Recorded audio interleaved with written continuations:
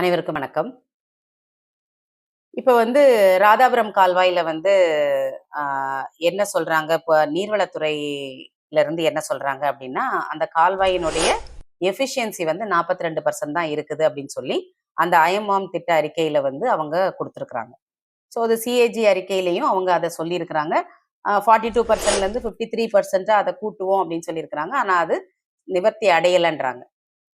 இது நடந்து 2009, 10கள்ல நடந்த விஷயம். நடந்து கிட்டத்தட்ட 15 வருஷம் ஆயிப்போச்சு. இப்போ இன்னும் அதனுடைய எஃபிஷியன்சி குறைஞ்சு போயிருக்கும்.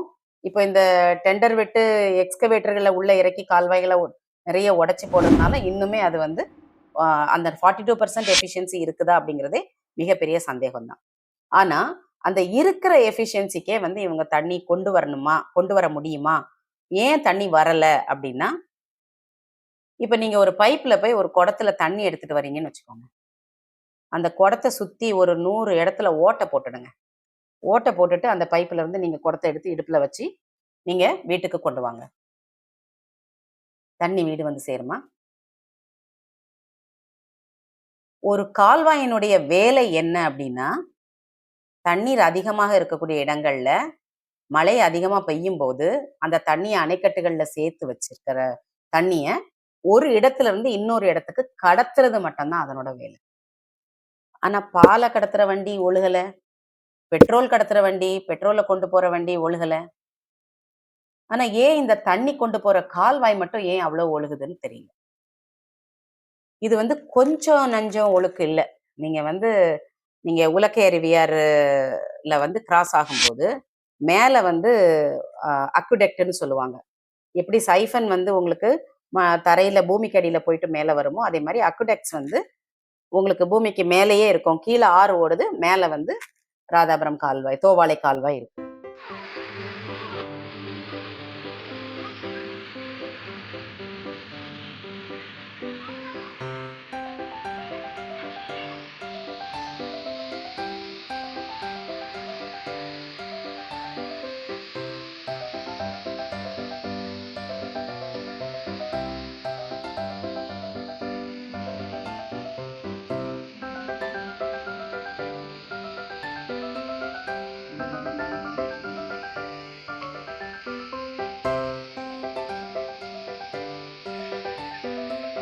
அப்ப அந்த தோவாளை கால்வாயில கடந்து தான் ராதாபுரம் கால்வாய்க்கு வரணும்.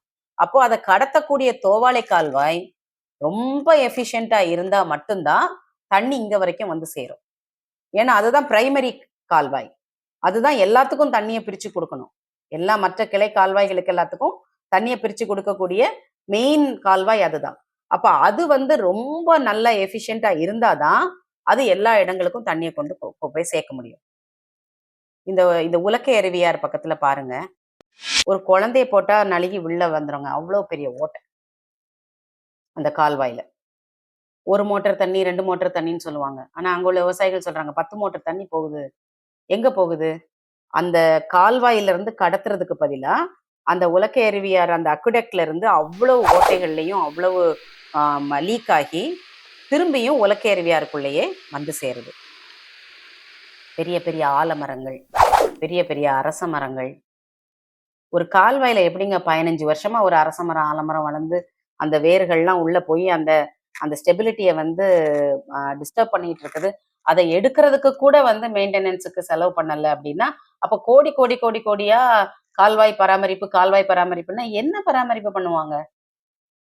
இது இங்க உலக்கேருவியாறுல லீக் ஆகுது. அடுத்து தாடவையாறு போனீங்கன்னா, அங்க ஒரு ஆலமரம் இருக்குது, அரச மரம் இருக்குது. அங்க மேல கால்வாய் போகுது, கீழ தாடவையாறு போகுது. அங்க லீக் ஆயிட்டே இருக்குது. வருஷக்கணக்கா நாங்க கம்ப்ளைண்ட் பண்றோம்னு சொல்றாங்க. வருஷம் ஃபுல்லா அங்க உள்ள கிராமத்துல உள்ளவங்க சொல்றாங்க, எங்களுக்கு நடந்து போக முடியல ரோட்ல. தண்ணி போய்க்கிட்டே இருக்கு லீக் ஆகி. நாங்களும் எவ்வளவோ சொல்லியாச்சு. அவங்க யாரும் கவனிக்கிறது இல்ல அப்படின்றாங்க. அவ்ளோ தண்ணி அங்க லீக் ஆகி போகுது. சரி அது தாண்டி வந்தாச்சு. ஆலந்துறையாறு அங்க இருக்கிற அக்விடக்ட்ல அங்கேயும் மரங்கள் முளைச்சு அங்கேயும் லீக் ஆயிட்டு. ஒரு அக்விடக்ட்லயும் ஆறுகள் இருக்கிற இடங்கள்ல இப்ப பழையாறுனுடைய கடைசியில போய் கடல்ல கலக்கிற இடத்துல இருந்து பம்ப் பண்ணி கொண்டு வந்து இந்த திருப்பி இந்த கால்வாயில ஊத்துறோன்றாங்க. இந்த பழையாறுக்கு சோர்ஸ் ஆஃப் வாட்டர் எது? ஆலந்துறையாறு, தாடவையாறு, உலக்கை அருவியாறு இங்க இருந்து தான் தண்ணி போகுது. அப்ப அந்த அந்த தண்ணி கூட இங்க இந்த தோவாளை கால்வாய் மூலமா கொண்டு வர தண்ணியும் சேர்த்து இங்க லீக் பண்ணி விட்டீங்கன்னா, விட்டுட்டு அப்புறம் நீங்க அங்க இருந்து பம்ப் பண்ணி 400 கோடி ரூபாய் செலவு பண்ணி இங்க கொண்டு வருவோம்னா ஏதாவது ஒரு ஒரு லாஜிக் இருக்கா அதுல? சரி, அங்க உள்ளதை தான் விட்டுடுங்களேன். தண்ணி உங்களுடைய எல்கையை கடந்து வந்தாச்சு. ஏன்னா நீங்க என்ன சொல்றீங்க, ஒரு ஒரு மிகப்பெரிய அபாண்டமான ஒரு விஷயம், கன்னியாகுமரி மாவட்டத்து மக்கள் தண்ணி தரல தண்ணி தரலன்னு ஒரு ஒரு நரேஷனை வந்து பில்டு பண்றாங்க. ஒரு ஒரு மாவட்ட எல்கைகள் வந்து ஒரு நிர்வாக வசதிக்காக உருவாக்கப்பட்டது.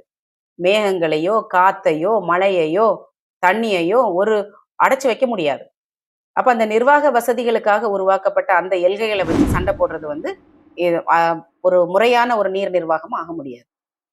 சரி, அந்த இதை தாண்டி நம் திருநெல்வேலி மாவட்ட எல்கைக்குள்ள வந்தாச்சு. இங்க அனுமன் நதி பக்கத்துல பாருங்க, இந்த சைஃபன்ல பாருங்க, கீழ இருந்து எவ்வளவு தண்ணி கொப்பளிச்சு வந்துட்டு இருக்கு. 2 சைட்ல இருந்தும் கிட்டத்தட்ட அந்த மகேந்திர குளத்துக்கு தண்ணி போயிருக்கணும், 3-4 குளம் இதுக்கு முன்னாடி நிறைஞ்சிருக்கணும். ஆனா இங்க ஃபுல்லா ஆறுக்குள்ளேயே இங்க பெரிய குளங்கள் உருவாயிட்டு அவ்வளவு தண்ணி இங்க லீக் ஆயிட்டு இருக்குது. இதை அடைக்கிறதுக்கு இப்ப யாரு என்ன சொல்ல போறாங்க? இதை அடைச்சா என்ன? ஆனா சின்ன சின்னதா லீக் ஆகுறதெல்லாம் திருப்பியும் ஒரு டெண்டரை போட்டு திருப்பியும் அதை அடைக்கிறேன்னு சொல்லி 8 லட்சம் 10 லட்சம் 20 லட்சம்னு அதுக்கு ஒரு டெண்டர் போட்டு கொடுத்துட்டு இருக்கிறாங்க. பட் அதுக்கு எதுக்கு ப்ரையாரிட்டைஸ் பண்ணணும்னு கூட தெரியல. இப்ப இந்த தாடவையாறுல பாத்தீங்கன்னா, சாரி உலக்கேருவியாறுல பாத்தீங்கன்னா, அங்க அவ்வளவு 10 மோட்டர் தண்ணி அப்படியே போகுதுன்னு சொல்லி எல்லாரும் கம்ப்ளைண்ட் பண்ணிட்டு இருக்காங்க. அதுக்கு கொஞ்சம் இந்த பக்கம் கொஞ்சமா தண்ணி லீக் ஆகி வந்துட்டு இருக்குது. அந்த தண்ணி இருந்த இடத்துல அங்க லீக் ஆகுதுன்னு சொல்லி அதை உடைச்சு அதை உட்கார்ந்து அடைச்சிட்டு இருக்காங்க. அதுக்கு டெண்டர் போட்டு அதுக்கு லட்சக்கணக்கில் செலவு பண்ணி அடைச்சிட்டு இருக்காங்க. ஆனா இங்க உலக்கேருவியாருக்குள்ள தண்ணி எக்கச்சக்கமா போயிட்டு இருக்குது கீழே. அப்போ ஒரு கால்வாய் பராமரிப்புன்றது 10 வருஷம் 15 வருஷமா அவ்வளோ பெரிய ஓட்டைகளை வந்து இன்னும் அடைக்கல அப்படின்னா, அப்ப தண்ணிக்கு நம்ம என்ன மரியாதை கொடுக்குறோம்? நீர்வளத்துறை என்ன நீர் வளத்தை வந்து பாதுகாக்குது? இந்த மாதிரி அவங்களோட தோவாளை கால்வாய் மக்களினுடைய விவசாயிகளுடைய ஒரே கோரிக்கை, இத நல்லா பண்ணுங்க, நல்லா இந்த கால்வாயை நல்லா வச்சுட்டு நீங்க அங்க தண்ணியை கொண்டு போங்க. இங்க ஒவ்வொரு இடத்துக்குள்ள இருந்தும் அது தண்ணி வெளியே பிரஷரோட வரும்போது ஒரு கல்லு நகண்டு வந்து பிச்சுட்டு போயிடுச்சுன்னா கூட அவ்வளவுதான். அதுக்கப்புறம் அவங்களோட ஏரியா ஃபுல்லா விளைநிலம் ஃபுல்லா போச்சு. அறுக்கக்கூடிய நிலைமையில இருந்துச்சுன்னா அங்க போயிடும். இல்ல நல்ல கதிர் வரக்கூடிய நேரத்துல தண்ணி தேவை, இங்க அடைச்சிட்டு போயிடுச்சுன்னாக்க உடைச்சு போயிடுச்சுன்னா தண்ணி வராது. அப்ப அவங்களுக்கு அந்த பயம். அப்ப இதை சரி பண்ணிட்டு நீங்க எங்கேயும் தண்ணியை கொண்டு போங்கன்னு சொல்றாங்களே ஒழிய, ஒரு விவசாயி, உண்மையான விவசாயி இன்னொரு விவசாய நிலத்துக்கோ இன்னொரு விவசாயிக்கோ தண்ணி கொடுக்க கூடாதுன்னு சொல்ல மாட்டாங்க. ஆனா இவங்க வந்து ஒரு ஒரு பொலிட்டிக்கல் நரேஷனை இந்த மாதிரி ஒரு மெயின்டெனன்ஸை பண்ணிட்டு ஒரு பொலிட்டிக்கல் நரேஷனை கிரியேட் பண்றாங்க. தண்ணி தர மாட்டேங்கிறாங்க, கன்னியாகுமரி மாவட்டத்துக்காரங்க தண்ணி தர மாட்டேங்கிறாங்க. அது உண்மை கிடையாது. நீங்க இதை அடைச்சிட்டு கொண்டு போங்களேன், யார் என்ன சொல்ல போறவங்கள? 2வது, அந்த அணையில போதுமான அளவு கொள்ளளவு தண்ணியை வைங்க, அதை தூர் வாருங்கன்றாங்க. கட்டுன நாள்ல இருந்து இன்னைக்கு வரைக்கும் தூர் வாரல.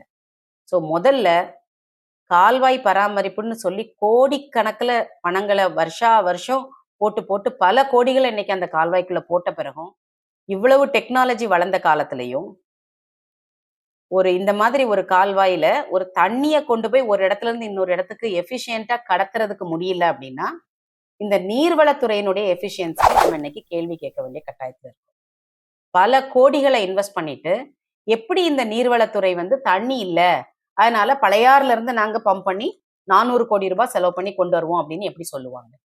அதே அந்த 400 கோடி ரூபாயையும் முதல்ல ப்ரையாரிட்டைஸ் பண்ணி இந்த கால்வாயை வந்து போர்க்கால அடிப்படையில சரி பண்ணி அதுல முழு கொள்ளளவுக்கு தண்ணி கொண்டு வந்து எல்லா இடங்களுக்கும் கொடுத்து மீதி இருக்க காசை முடிஞ்ச மட்டுக்கும் அந்த அந்த அணைகளை வந்து தூர்வாடுறதுக்கு செலவு பண்ணுனா இம்மீடியட் ரிசல்ட் கிடைக்குமா கிடைக்காதா?